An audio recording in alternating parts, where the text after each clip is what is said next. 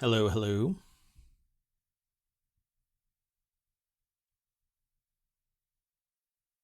I'm actually here, but was silent for a moment. Sorry about that. Let's get into this. I am Mayor Watt. That is ohmTown.com. That's what powers the ohmTown Daily News Show. And today is October 1st, 2022. I've already selected a bunch of articles, but it's the beginning of the month. I'm not sure who might show up into the channel or if you're going to listen to this via the podcast or the VOD over at YouTube. I have a really long, elaborate intro video over on YouTube. I don't know if anybody really watches that, but just to give you a little teaser of what ohmTown is and why it's important to the ohmTown Daily News Show is it is a news aggregator, and it aggregates about 200 news sources into 6 main categories: create, news, education, entertainment, social, and technology. I have a new podcast menu option here. I'm working on its syncing feature from where you can listen to the podcast, not on YouTube, not over as an Apple or Android podcast thing, Google Play. You can get it at Spotify as well. I'm basically everywhere. But it's acting hinky. So I'm not sure if the latest podcast is going to show up there. But I did post yesterday's podcast up already, so you can get that pretty much everywhere. And then, sorry, I get distracted because of the menu. But anyway, once it's in one of these 6 main categories, it gets filtered into upwards of 50 channels. And I do this because I discuss things in the real world and online. I consider online the real world. I've been here since I was 10, and I'm a lot older than a lot of people online. But I discuss things from the crossroads of business, technology, and society. And I pretty much challenge anybody to say that they can get away from any one of those aspects. And usually get into lively conversations. I do kind of, I don't know, I guess I draw the line at people getting really bent out of shape and throwing vitriol and anger and stuff like that. I basically would refer to the phrase, go outside and touch grass. But I'm happy to have conversations about the myriad subjects that are bound by those 3 main concepts or areas of life: business, technology, and society. Can't get away from them. That said, let's get into today's news. It turns out employees working a 4-day week use their extra day off to catch up on sleep, which is kind of a bummer. You shouldn't have to grind yourself into the ground for 4 days just so that you can kind of bury yourself in pillows until the weekend starts, or however it works out for you. It's kind of a shame that we are like that. But that kind of is, depending on where you live, that's how it is. Maybe society can see the future could be better if we exploit technology and we don't seek profit over so much as doing the job and then being able to support ourselves, have food, and take that 5th day off and the 6th and 7th day off as well to enjoy our lives, not just simply recover from the grind. That would take a quantum leap in society, changing the perspective that money makes the world go round. So a study found that those who transitioned to a 4-day work week gained an hour of sleep per night. Sleep deprivation among those who participated fell from 42.6% to 14.5%. So we know that we can get the job done and then we sleep better. Now, I'm not sure about the minutia of this study. I'll end up going and reading this afterward. It's actually quite important to what I argue about day in, day out. But let's go over to the article. It's over at businessinsider.com. Travis Clark is the author. And it says here, these are the kind of like the Cliff's Notes. A lot of people say Cliff Note, but it's Cliff's Notes. A study found that those who transitioned to a 4-day work week gained an hour of sleep per night. Yeah, you're more exhausted, I'm sure. Sleep deprivation among those who participated fell from 42.6% to 14.5%, and the 4-day work week has been a rising topic among business executives already. This has actually been around for quite some time, and usually it's followed by the work smarter, not harder kind of a concept. And working fewer hours during the week um, basically allows you to focus on getting the job done, and then you are done. You have a work product, and it isn't about just filling your 40-hour workday with work, regardless of what it is. And I've always wanted to just slap the people that say, if you have time to lean, you have time to clean, or something similar to that. Because if the place is clean and the place is already done in terms of work, I should be able to lean. I could, for all intents and purposes, I should be able to pick my nose, and management could sit there and watch. Because if I have a work product that is finite, and I'm not just being ground into mush at the end of an 8-hour shift, like most employers want you to be treated, well, I get the job done and then I can do whatever I want. And it's called a work-life balance.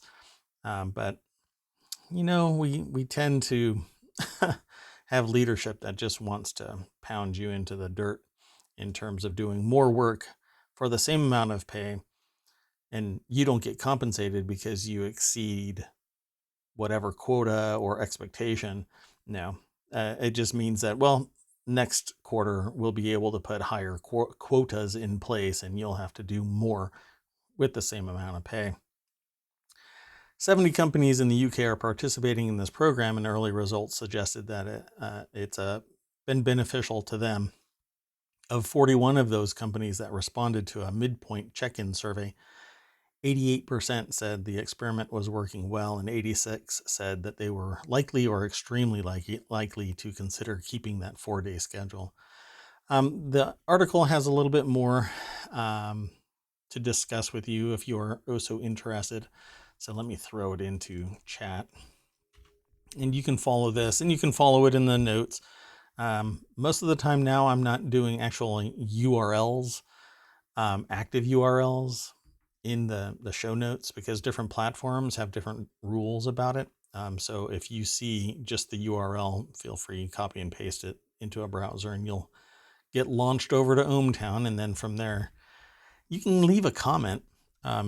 Obviously, you're not required to, but it would be nice to see you over there as well. This next article is over in the Hatch Ideas channel, and it's more about the holiday season that's coming. I know that it's only October, but we're going to have holidays here in the States in rapid fire, namely Halloween, then Thanksgiving, and then Christmas. Depending on where you work or what you do for a living, you've got those holidays off. And people short time it before, after, and then for each of those holidays, you're pretty much checked out.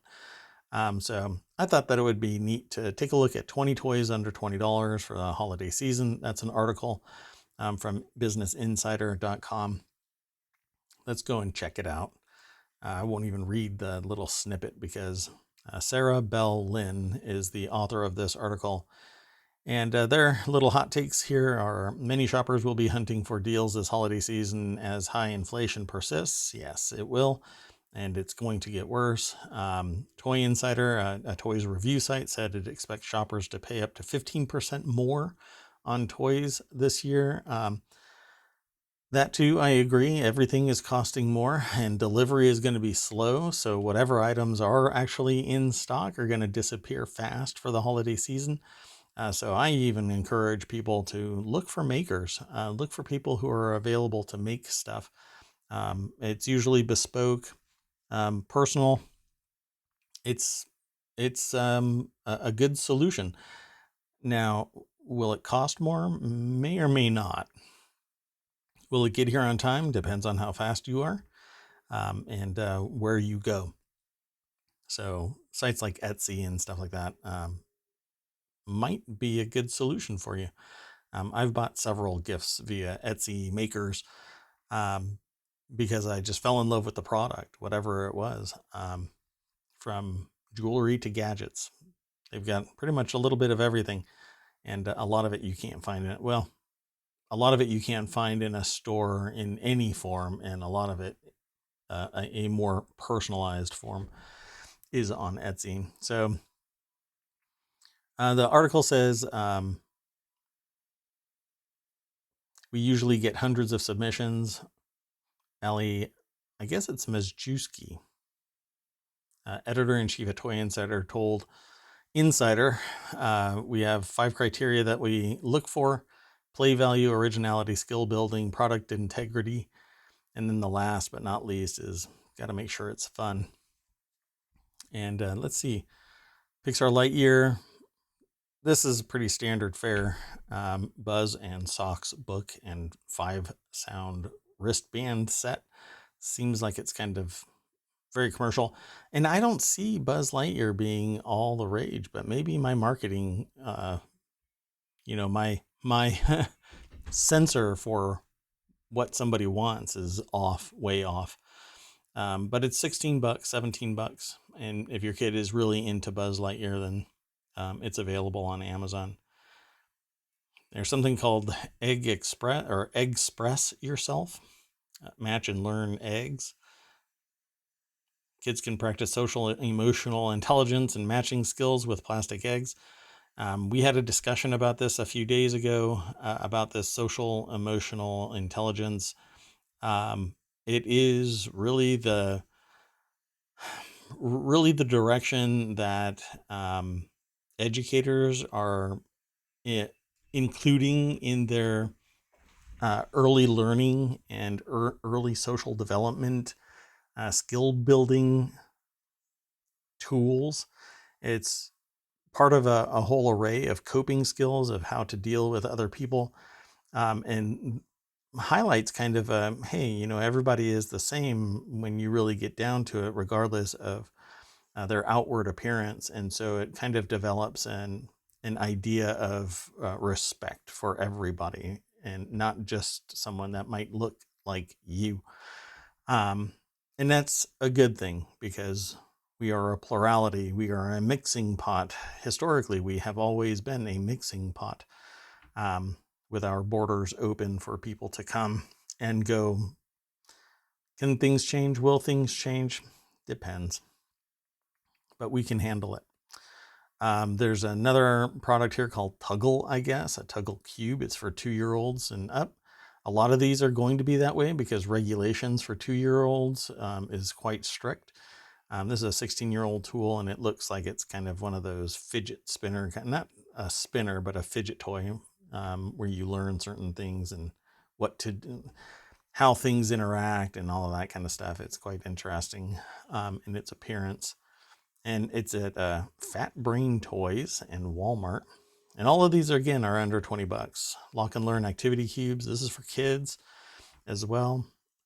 Coco Melon Pattern Party Game.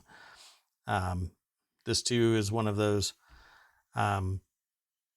identify object permanence kind of things, where you match the colors, the shapes, the patterns, the characters, and when you flip it over or something like that, that still persists. So you got to memorize it and things like that. A Giant Shiny Cat Dominoes is another 28 feline themed. I'm sure this will take the internet by rage because it's all about cats, and the internet is powered by cats. Play Foam Naturals, a learning kit made with 100% plant-based, non-toxic cork tree foam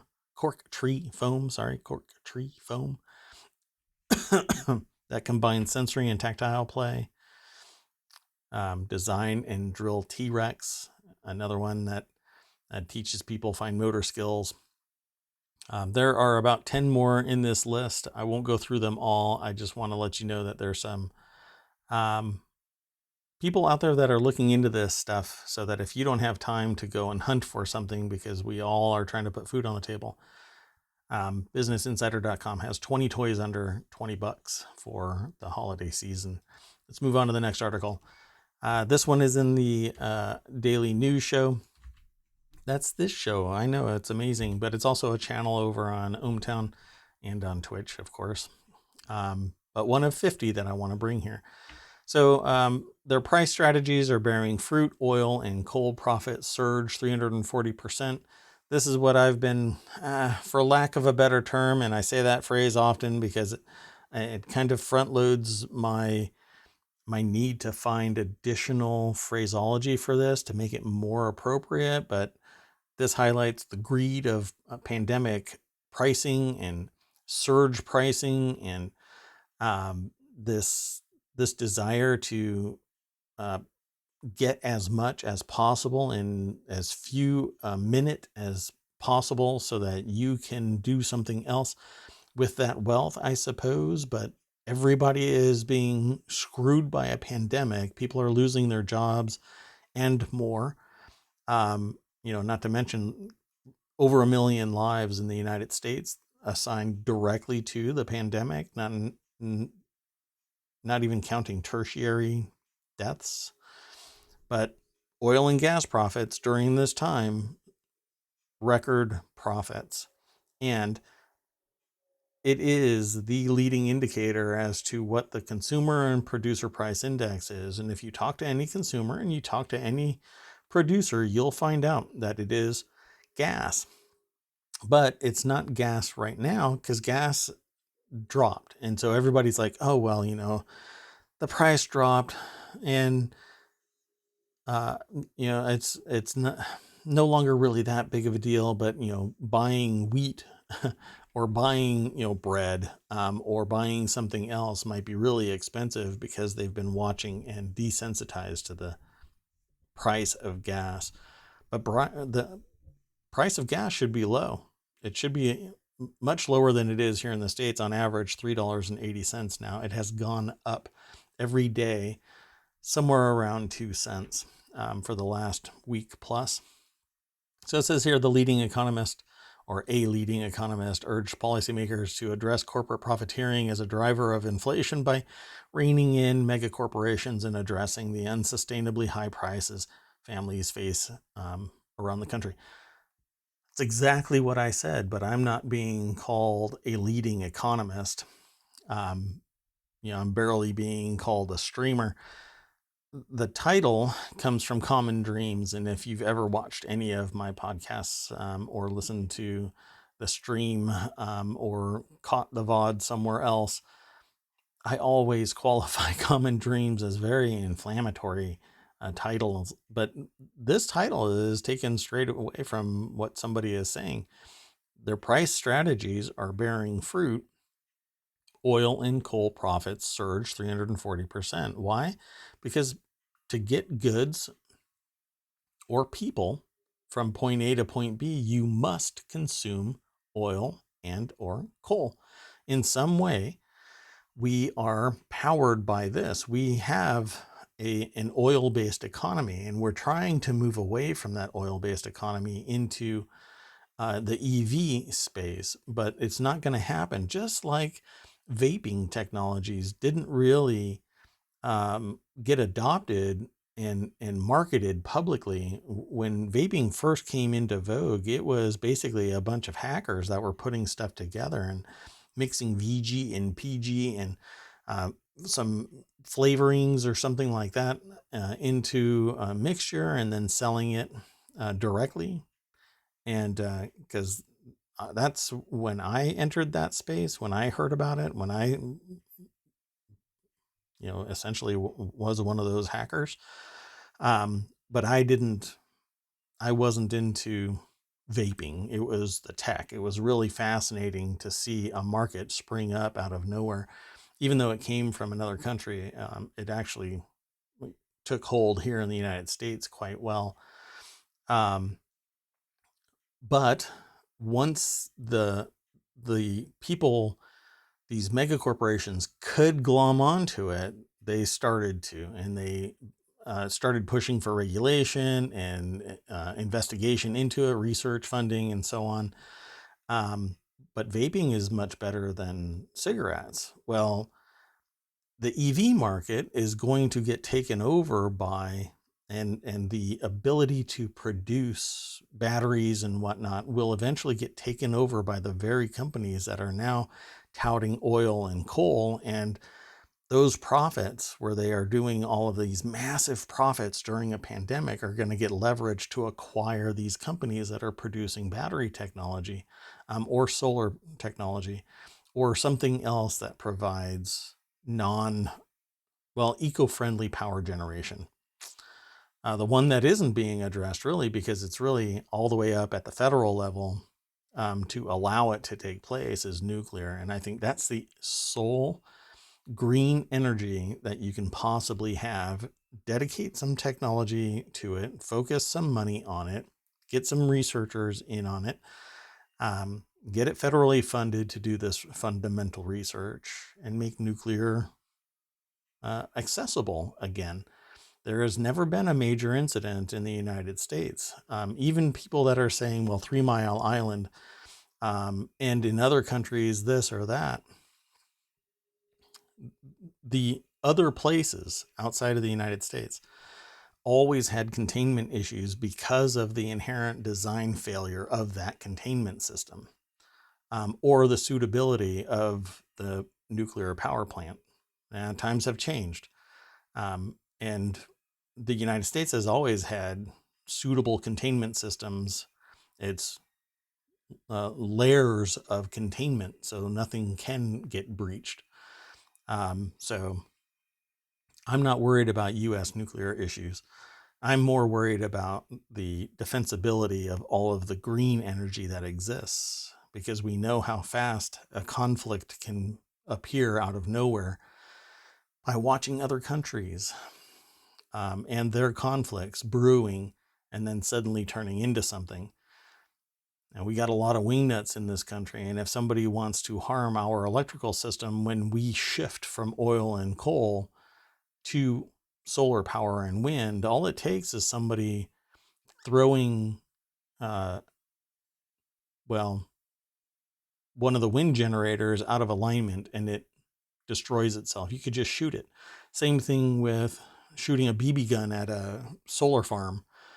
Every time a sheet of solar arrays breaks, efficiency declines, and then you're not even generating enough power. There are issues here. But the reason why I say all of that is because oil and coal companies and a very select few people who own all of that stuff, they are the reason why prices are so high. And then they're going to take that money and they're going to buy the things that are supposed to replace oil and coal. Mark my words. Let's move on to the next article. I know that this is a kind of a hodgepodge of news, and that's really the way that things are. As we filter through news, it's usually not focused on one particular thing unless we consciously say, well, I'm really only interested in sports. And so we listen to sports news because that's what makes us happy. Meanwhile, the world is still spinning and all kinds of stuff is happening. And I'd like to appeal to a whole lot of people. And this one is one that has come up in the news periodically. Olive Garden got rid of its never-ending food things. It was really expensive. How this came back, though? Well, Olive Garden is bringing back its famous never-ending pasta bowl, but it's not the deal it used to be. Olive Garden, okay, and this is the little snippet from within it, is bringing back its, within the article, this is what my aggregator grabs. Olive Garden is bringing back the never-ending pasta bowl for a limited time this fall. It'll cost $13.99, up from $10.99. So you can already see a 33% increase in price since last time, with extra charges for protein. So if you want anything like chicken on it, you're going to get a surcharge. And Olive Garden has relied on pasta promotion to attract customers during previous sales slumps. I've always thought that it's weird because I think most people could survive off of one bowl of pasta. And so I'm not quite sure what the never ending pasta bowl is really meant for, other than to promote overeating. Uh, it's, I mean, the human body, unless you are really, if you have to be a Navy SEAL to need more than 2,000, maybe 2,500 calories in a day. I mean, even construction workers that are busting their butts, food service people that are running around constantly, they may not be able to survive on 1,500 calories, but, the average Joe doesn't really need to consume a never ending pasta bowl. And it's a judgment call, obviously, but it's one that seems weird that it would attract enough people to reverse a quote unquote previous sales slump. Um, I don't know. Maybe it's just me. Well, the pasta deal will be more expensive this time around. For $13.99 is the unlimited basic, and then $5 for additional proteins, including meatball, sausage, chicken, for a total of $19. And for the longest time, I have been telling people in the restaurant business that a typical single person seat at a table should be costing about $20. But this has been that stasis level for about 10, 15 years based on what I've been looking at.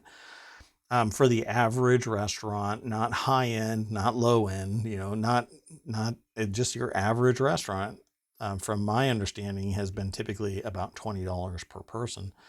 And somehow this deal is still $19, which I find kind of shocking, and is still a 33% push to the original price.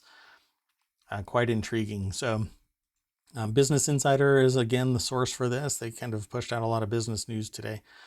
Mary Meisenzahl is the author of this article, and I've pretty much summarized the article, but they always have additional context if you are interested.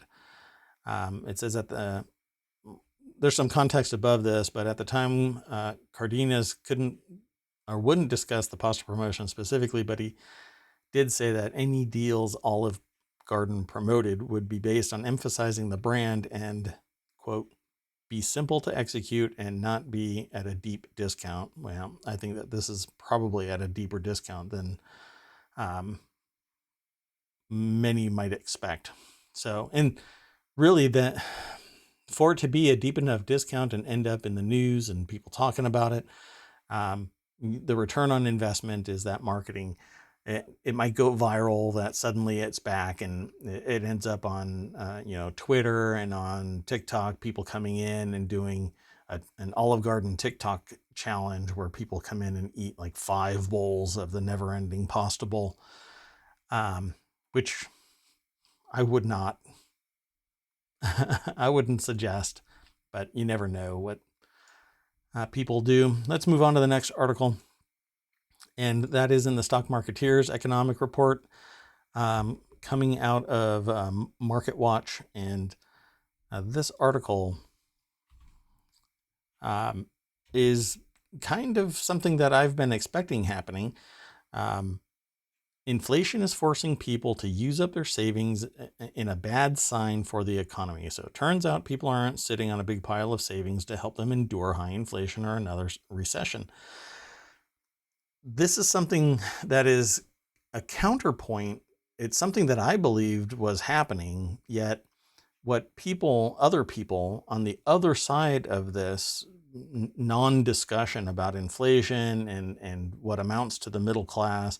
Although right now, I think that there's 2 main classes, and that's the ultra rich and then everybody else. And everybody else is getting pushed further and further away because the wealth is being aggregated at the top, not towards the middle and distributed amongst everybody. It's getting pushed to the providers of gigs and products and businesses. So because the salaries are not in line with where they should be. Everybody should be making a considerable amount more, but the cost of living has outstripped the um, the what's it called? The basically the salary increases. My brain just went blank for a second there.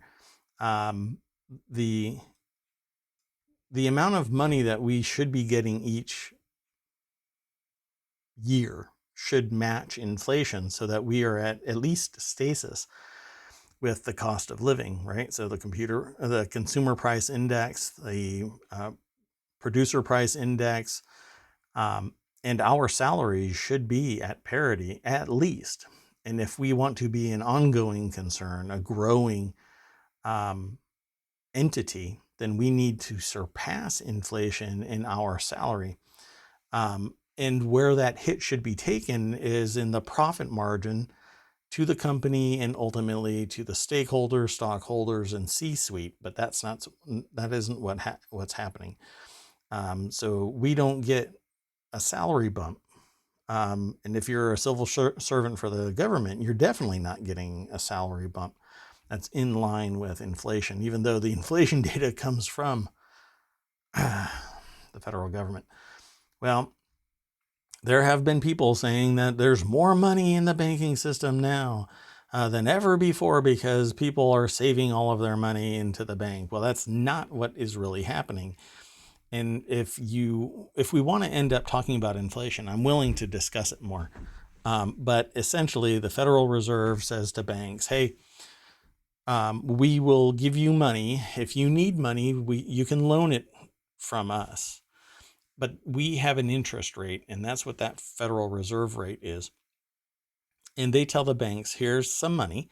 And the banks either loan it out to mortgages or to investment, into institutional investing, which their return on investment is 18-20%. So they're making money off of a loan that comes to them at 1.5% or somewhere, wherever the Federal Reserve rate is. But they have to justify that based on their past performance. Here's our portfolio of investments, and we know that we can pay you back, within 30 days or 90 days or whatever the term limit is. But when we get a mortgage, we have a 30-year mortgage because we don't have a metric ton of money flowing in and out of our coffers. And housing and other things are wildly out of line with the cost of with the benefit of our jobs, right? It takes 5 years to pay off a car, or 6 years or 7 years, depending on what your loan requirements are. You have 30 years to pay off a house. Not everybody does it that way, but that's the standard fare, a 30-year mortgage, 5-year car loan, 60-month car loan, to be specific.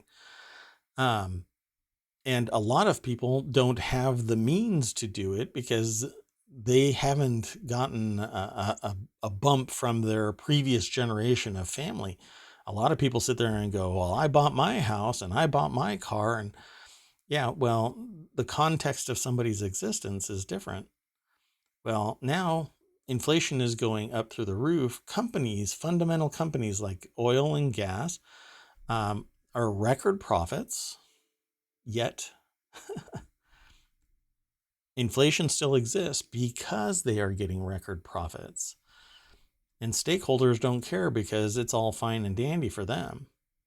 And there won't be any complaints with stockholders of these gas and oil companies and other producers. Not until something bad starts happening. And then suddenly there's lawsuits. But right now, the general population is getting screwed by profiteering and greed. This article over here is at MarketWatch. It's titled, Inflation is Forcing People to Use Up Their Savings in a Bad Sign for the Economy. Jeffrey Bartash is the author of it. And I just think that we are going down a path where it's invisible. Inflation is not a product of some government entity. The Federal Reserve is a quasi-government agency that dictates what the loan rate is to institutions like banks and other enterprise. They don't loan to the general population. They basically set, this is how much money we have in our coffers because we're tied to the federal government, and we can loan it out to you, but you have to return it to us in X amount of days. But all that's doing is raising the general rate of the amount of money in the system and or required by somebody by that Federal Reserve rate. And there is a ton of money already in the system. So where is it actually ending up? Where does it go? Well, it goes to the top, and the top invests it. And the top is investing at a required return on their investment of 8 to 12%. That's the average range, 8 to 12% return on their investment, not 1%, not 2%, 8 to 12%. So how much do you think all of the money that is getting loaned, how much do you think people have to pay back? You think it's 8 to 12%, right? But that's not true. Go look at your credit card. These,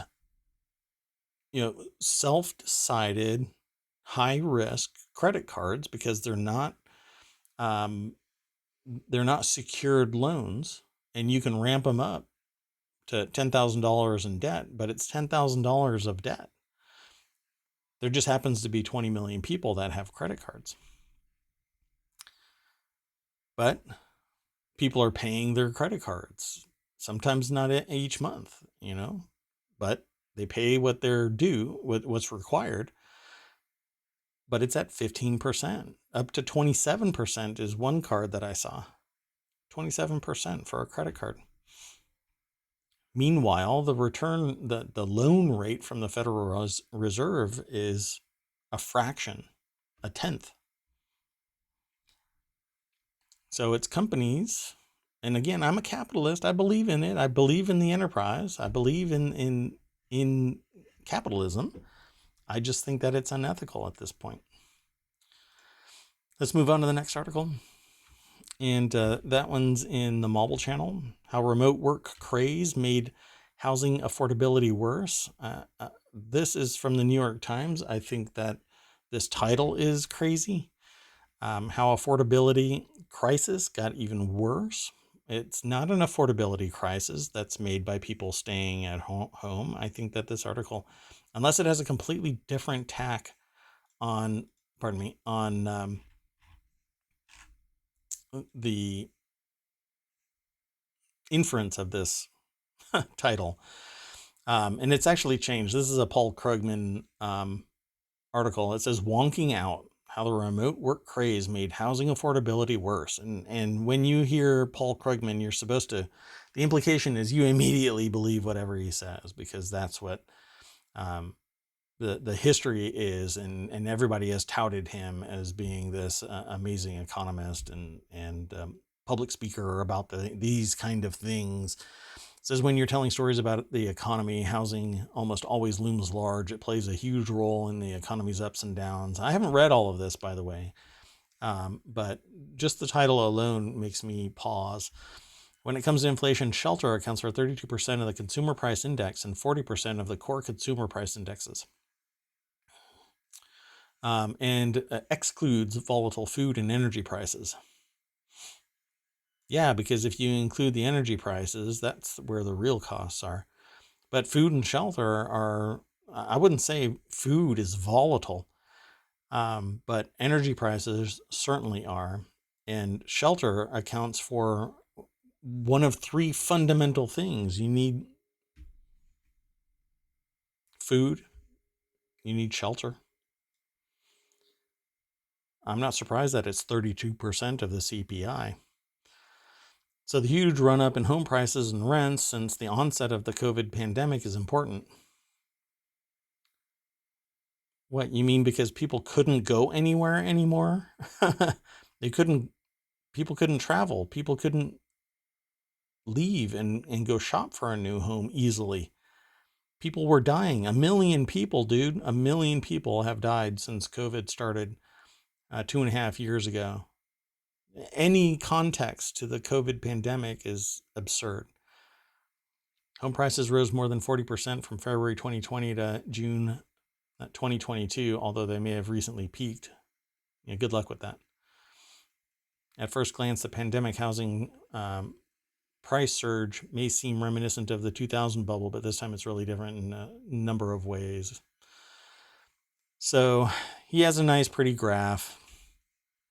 National Home Price Index. Yeah, everything got so expensive. It isn't because people weren't moving.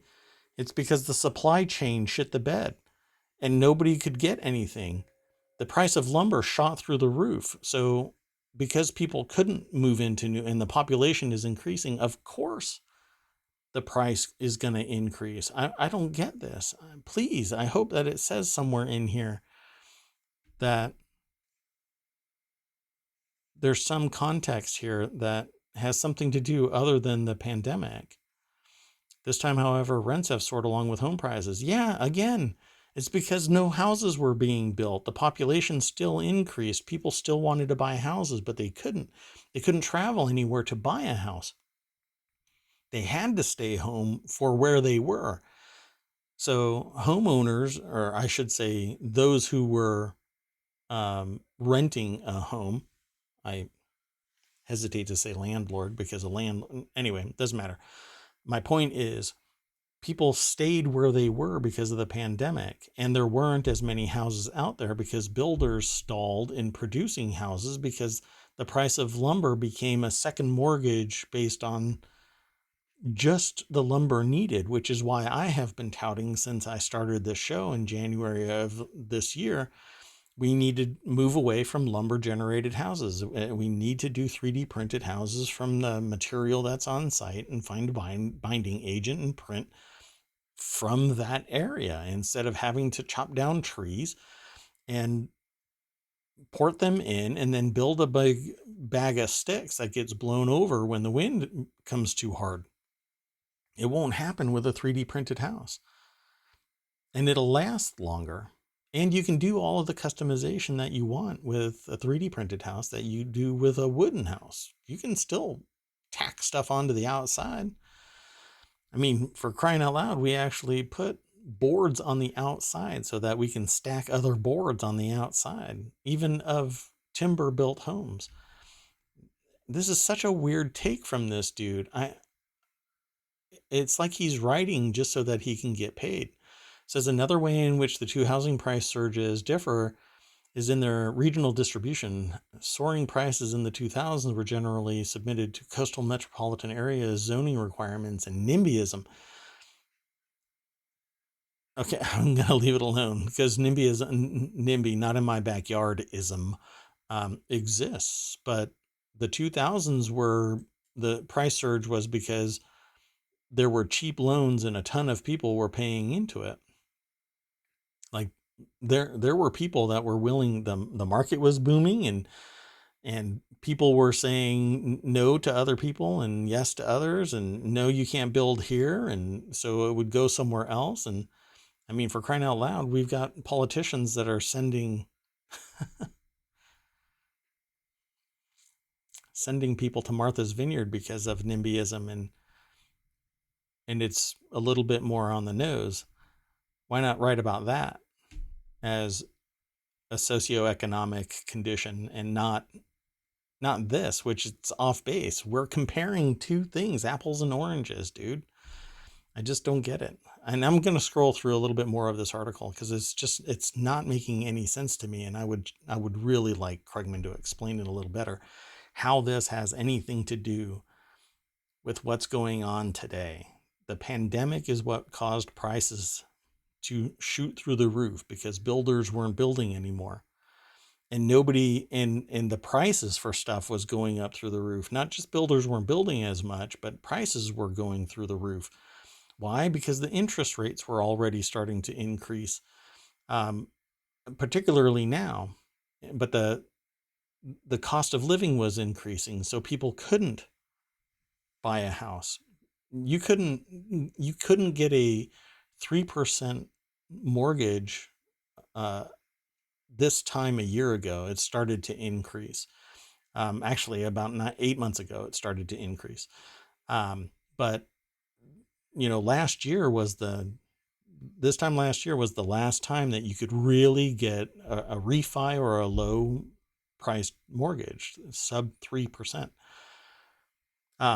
And getting a mortgage, even in November and December of last year, was excruciatingly long. It was not an easy thing. So people were screwed many a time. Again, this doesn't make any sense. So what happened, like many people, I've speculated that this is the author, Krugman, saying that they've speculated that the pandemic-induced rise in remote work led to a demand for more space at home. No. No, I'm just going to leave it alone. I think this guy is off base. Let's move on to the next article. This is interesting because basically they've embiggened the microbots that many people have created over the years.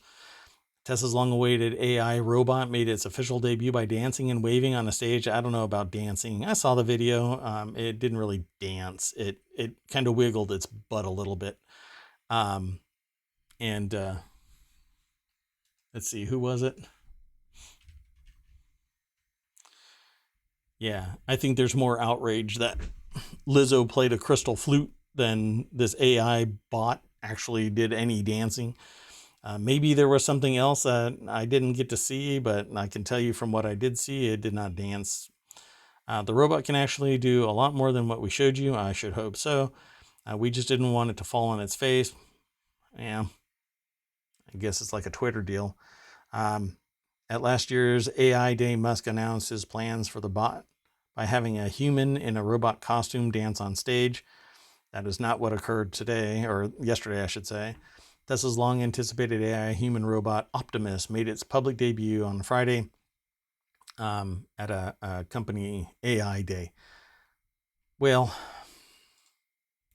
what you see here, if you're looking at this either in the VOD or live right now on the stream, Tesla's humanoid robot Optimus.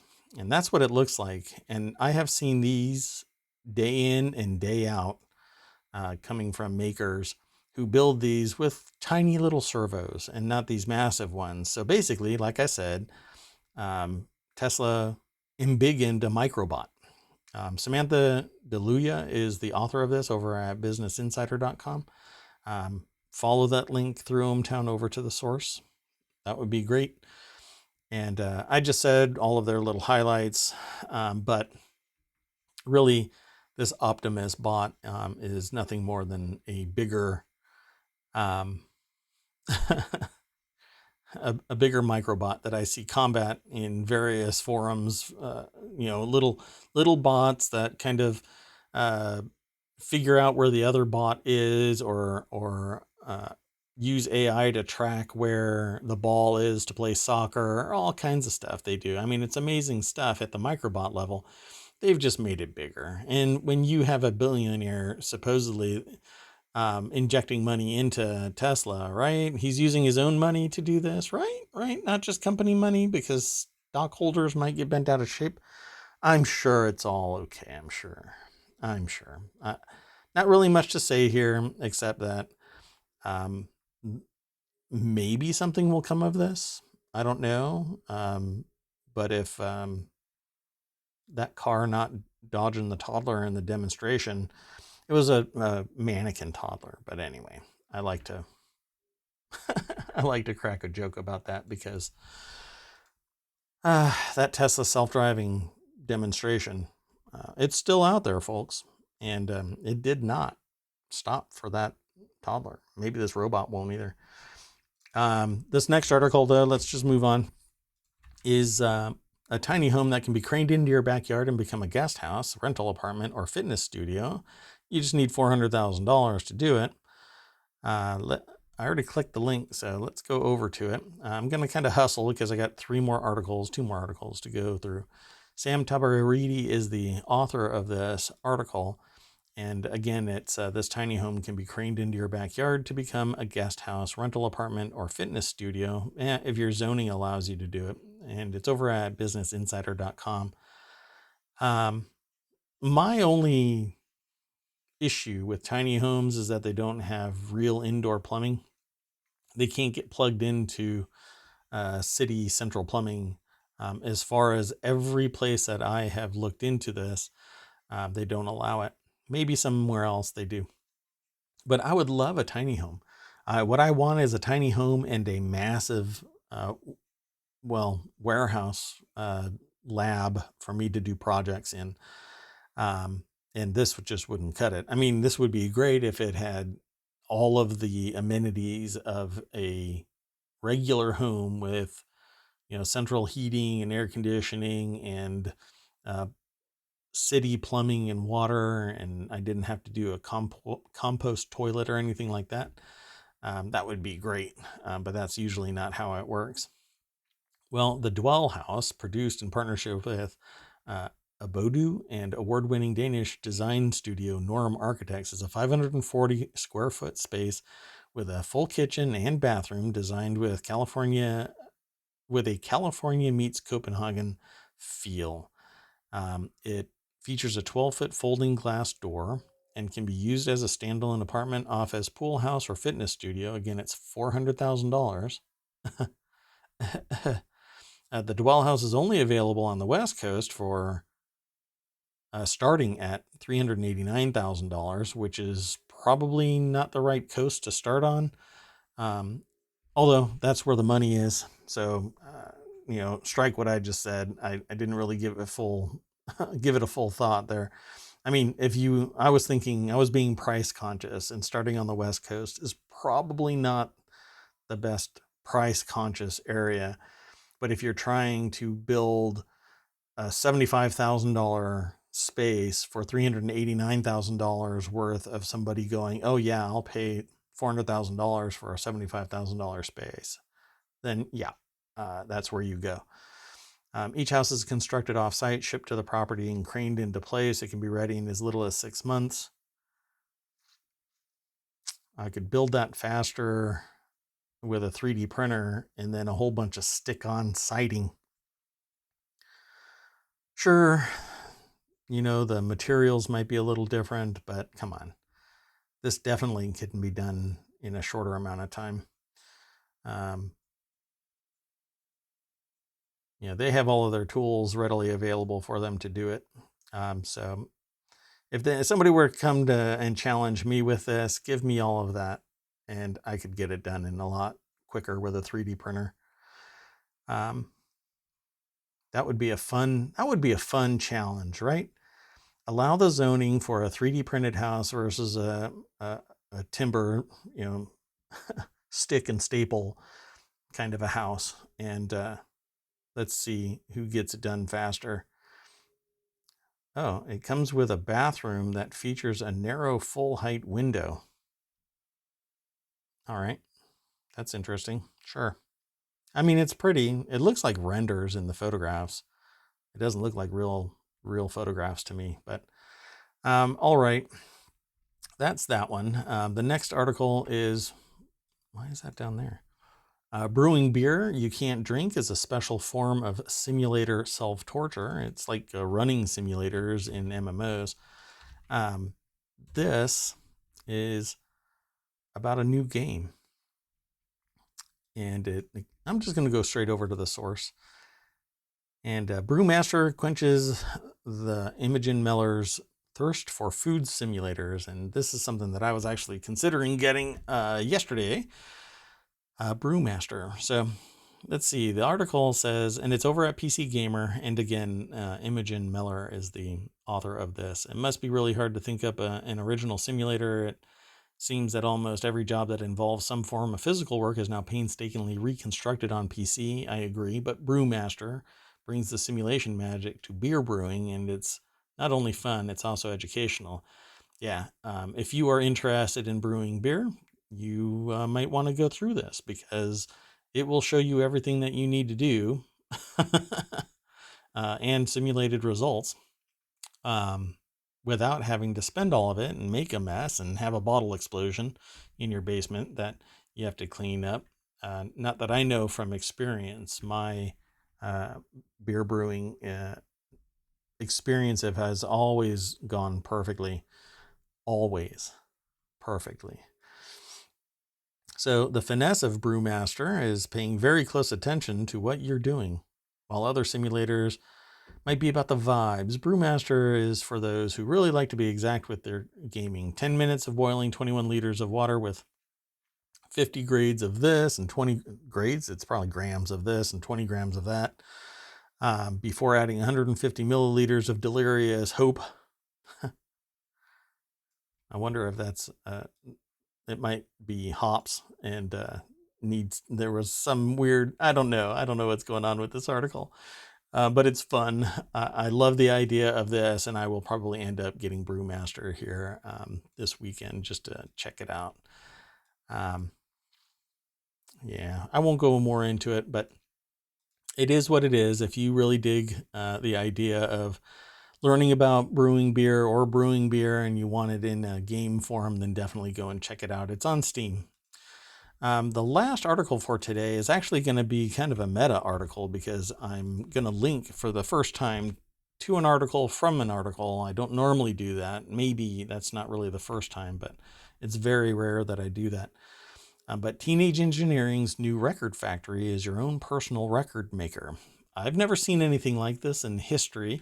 Obviously, my world knowledge isn't always everything. I don't have total recall of everything that I've ever seen, and even here in the stream in the last year, me really being engaged in the broad spectrum of topics, toys, and really this is not just your normal toy. It says Teenage Engineering, the company, but man, this thing is really interesting. It is the perception is that it's a toy, but it also has something else that isn't a toy. And then even within that, it has something that is really expensive but specialized. It's quite fascinating. So let's get into this. The PO80 has an arm to play music and another to carve it in. It actually makes its own records by taking in an audio input and scoring a record that can be 4 minutes long, and then you're done. So the PO80 only supports 5-inch records for cutting and supports 4 minutes or 3 minutes of recording per side, depending on which RPM level, either 33 or 45. I don't know why you would do anything more or less than the 4 minutes, maybe to match the full width of the record or whatever. But this is the gadget, and it's over at The Verge. It's written by Umar Shakir, and it's $149. The PO80 might be Teenage Engineering's most practical and best priced gadget yet, but remember, it only records up to 4 minutes per disc. I love this thing. I don't know anybody that would really be able to exploit this the right way, though. But it's basically a record player that has the ability to score the record, and then you lift that arm up and you put the record needle on it and you can play it back. And you can pump in your own audio. But it's so Teenage Engineering is known for its playfully designed audio synthesizers you can digitally make music with, but now it's made in a way that you can save your tunes to the most analog way possible, an actual record. The Swedish company's new PO80 record factory is a turntable that lets you cut your own lo-fi vinyl records and play them back as well. Man, I cannot. It's so cool, just the idea of it. It's not practical to me in any way, shape, or form. You can also attach an included 7-inch record adapter to play back larger records, though you can't cut them. Because the arm is heavier for its scoring mechanism, so it will only reach a certain range. It won't do the whole, it won't reach out further. It's just a limit of its production, of its engineering, which is interesting.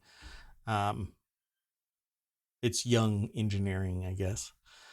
I'm sure if it gets really adopted by people, they may expand it to a broader size, a larger size, and maybe something that would be commercially viable as a means of making bespoke audio, bespoke records because so I have a CNC machine and I have a laser. I've got a kiln and I can make custom stuff. Pretty much I can fabricate whatever I want. But what I can't do is this in a prototype fashion. I can't prototype my own record. I would have to go to a recording studio and record some audio and then send it to manufacturing and make a gold disc and get it actually produced as a record. Not cheap. But I could do one of these overnight and let it carve out both sides of a record, take it to somebody and say, this is what your record would be like. Because I can do the album artwork. I can do the record jacket itself. Pretty much anything. But I can't do the actual record, which would be amazing. Just show up somewhere with one of these, no, with one of the products that you make from this, and it would blow people's minds. Wait, you made that in your basement? Yeah, it's quite a lot of fun just looking at it, right? So I was like, wow, this is really cool, but there's other stuff in this article. So I decided to follow one of the links in the article. So one of the things says, before you pump tunes from another source, though, TE recommends that you use its mastering tool on a computer, perhaps one built in the company's Computer One case, and that applies an appropriate curve to your audio file and saving you from maybe wasting the first 6 included discs learning the hard way. So you have to do it a certain way. But they have a mechanism, a website that actually provides you the solution for your mastering efforts. But one of the other links is the computer case, which takes you here. And this case looks like a blast. It says dripping in style, but don't bend it incorrectly. So Teenage Engineering, a design company that dabbles in everything from synthesizers to helping build the Playdate gaming handheld, has made its first computer case called the Computer One. It's a mini ITX sized, it's a case for mini ITX sized motherboards, and smaller form factor builds. The case is $195, but that's not really where I'm going with this. While you can slam a mini ITX case into this, what I really wanted to show off was this, a 1-to-1 aspect ratio display. It's $1,429 though. I haven't seen a square display. I saw one in passing several months ago. I don't think it was this, but when I saw it, I sat there and I'm like, what the heck is a 1-to-1 aspect ratio for? And really the only thing I could think of was that it would be cool to have. To me, it doesn't serve any purpose except you want to see something that's perfectly square all the time. And you don't have to worry about the aspect ratio being off for whatever reason. I don't know why it would be off on a regular, ultra wide or whatever. You can always square something using software, but this thing is a square. It is a Minecraft display. You could take a Minecraft block and just slide it right in there. It's just so fun. So I want one, but for $1,429, that's not going to happen. So let's see. They don't say what the name is, I don't think. Yeah, they don't say what the name is.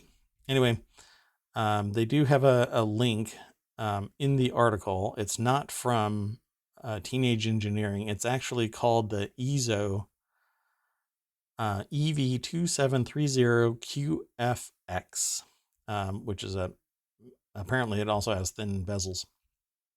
Anyway, you can get it from BH Photo and Video. And just if you do a search for BH Photo and Video and 1-to-1 aspect ratio display, it'll take you right to it, I'm sure. But I want this case.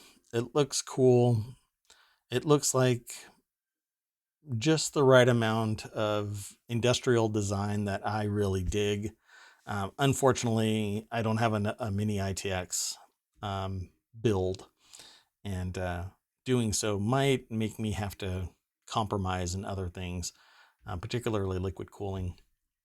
I don't know. like I said, I'd have to give up some things. Yeah, we'll see. We'll see. At any rate, that's it for today. And we've gone through all of our articles. And if you hear this, please come over to Twitch. I do the show 6 p.m. Eastern every day, rain or shine, doesn't matter. Tomorrow, Sunday, and Monday typically are kind of slow news days, but I still have at least 10 articles that I go over and I talk about from the crossroads of business, technology, and society. So I hope to see you tomorrow over at ohmTown here on Twitch. And if not, then please pick up the podcast wherever you catch pods. I'll see you tomorrow. Bye bye.